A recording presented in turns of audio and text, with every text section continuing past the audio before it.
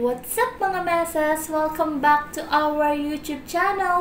For today's video, ako po ay maglilinis ng kwarto ni Baba. Dahil sila po ay nagpalit ng carpet at ng TV. Ngayon po ako ay nanghihinayang sa kanilang TV. Gusto ko lang po i-share sa inyo na meron po talagang mga amo na aksayado sa gamit. Gusto ko man pong hingiin at iuwi sa Pilipinas, kaso hindi naman po pwede kasi napakalaki po nito at baka mamaya pagdating sa Pilipinas ay basag na. Kaya ang akin na lang pong hinihingi ay yung mga pabango na kaunti lang ang bawas or may mga bawas na, dahil ako naman po ay nanghihinayang kung itatapon nila. Kaya hiningi ko na lamang po. Alam nyo mga meses, napakamahal ng pabango dito kung bibilhin. Kaya manghihinayang ka talaga na itapon. Bakit ka mahihiyang hingiin kaysa naman kunin mo ng walang paalam, 'di ba? Mas maganda ay hingiin mo na lamang kaysa itapon nila. Mas matutuwa pa sila. Nung una kasi may mga tinapon din silang pabango, mga baguhan pa lang ako dito, nahihiya akong manghingi. Ngayon, kilatis ko ng ugali ni na madam na mas gusto nila yung ibinibigay ang gamit kaysa itapon. Siguro akala nila nung una ay hindi ko tatanggapin. Pero ngayon, kilatis ko na nga po ang ugali nila is hinihingi ko na kaysa naman po itapon, sayang. Napakamamahal pa naman po ng pabangong yun. So yung TV, hindi ko po yun mahihingi. Nasa sa kanila na po yung kung itatapon nila or ibibigay, dahil hindi ko din naman po yung madadala sa Pilipinas. Sobrang nanghihinayang nga lang po talaga ako kasi kung sa Pilipinas ito ay maaari pang ipagbenta, pero dito hindi sila nanghihinayang, palibhasa sila ay mapepera. So kung interesado po kayo sa aking video, panoorin nyo po ito hanggang dulo. At syempre, kung bago ka pa lang sa aking YouTube channel, huwag mong kakalimutang mag-subscribe, pindutin ang bell para lagi kayong updated sa aking mga videos. Let's go!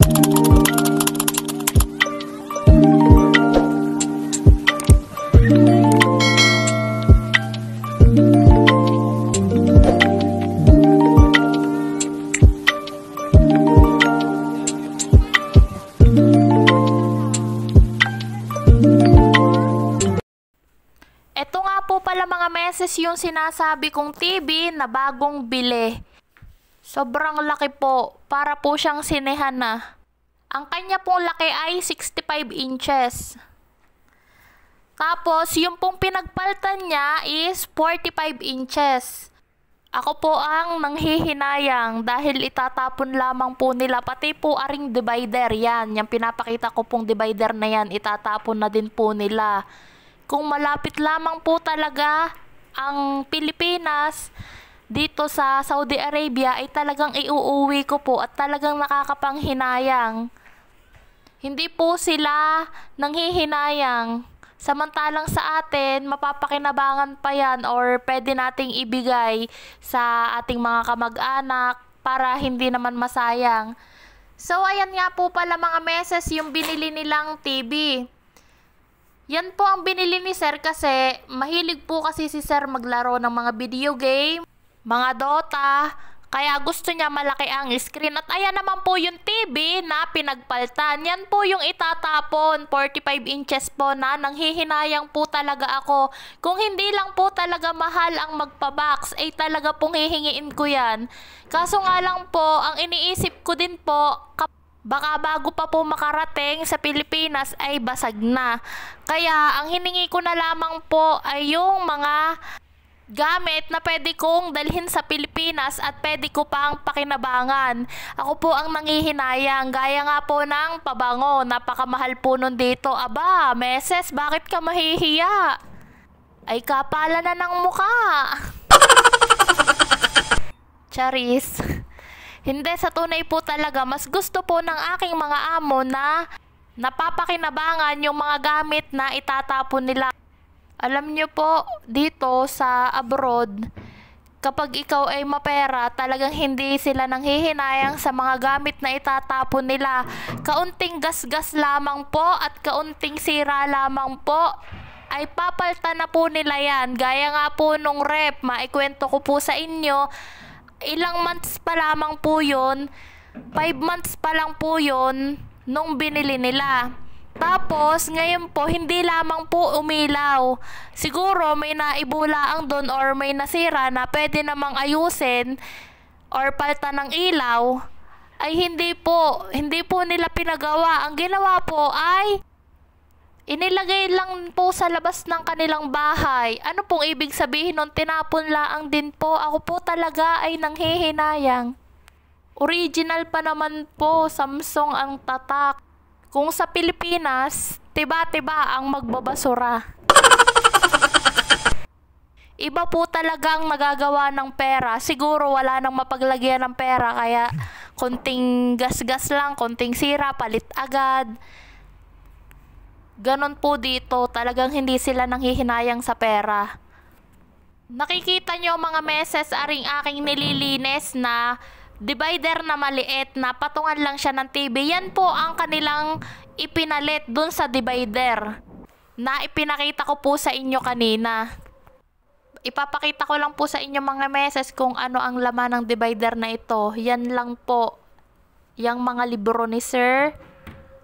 Tapos, ito naman po yung mga pabango niya. At ito po yung mga gamit niya sa pagbi-video game. At ito po yung printer. Gusto po kasi ni Sir ay simple lang.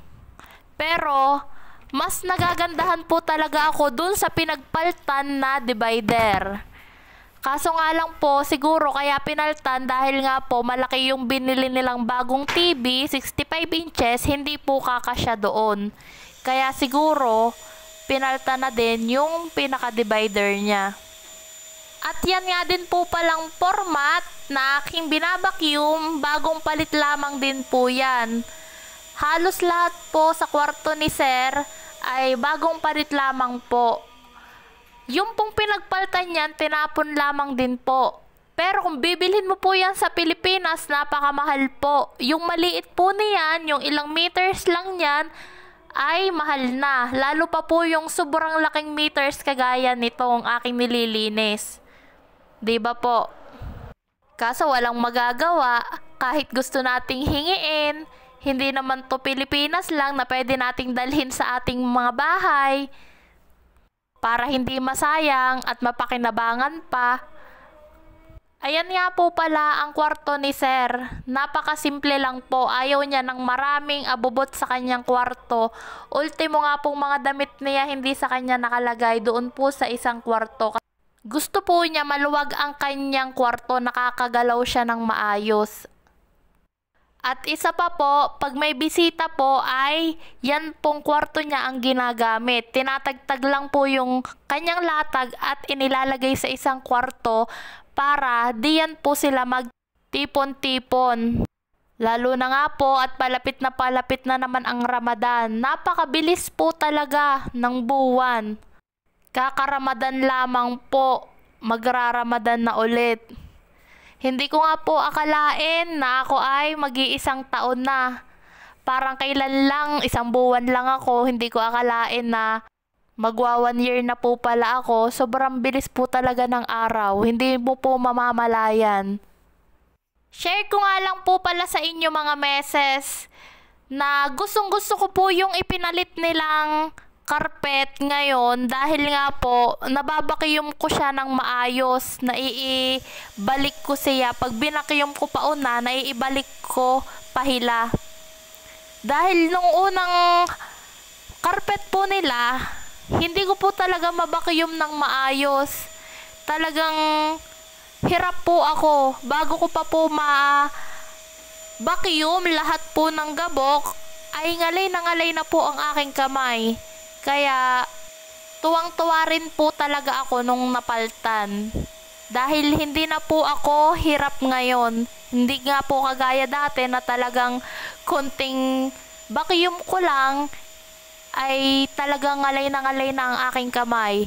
lalo na po ang aking kanang braso dahil ito po lagi ang aking panggamit, ang aking kanang braso, ultimo sa paghuhugas, ultimo sa paglilinis, halos lahat po. Talagang minsan namamanhid na po talaga pero hindi po maiwasan na magbasa lalo na pag magpaplantsa. Kaya pag magpaplantsa po kayo, huwag niyo pong babasain ang inyong mga kamay.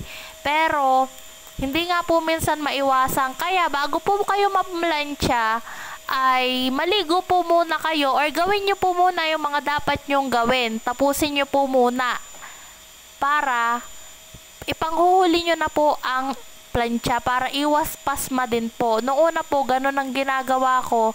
Ako po ay nagpaplantsa muna bago ko gawin yung mga paghuhugas ng plato, yung pagliligo. Pero ngayon po ay talagang inuuna ko na po ang panliligo, ang paghuhugas ng plato, basta yung alam kong mapapasma ako bago ako mamalansya para iwas pasma nga po. Mahirap pag hindi ka nakagalaw ng ayos, walang tutulong sa'yo kundi sarili mo lang.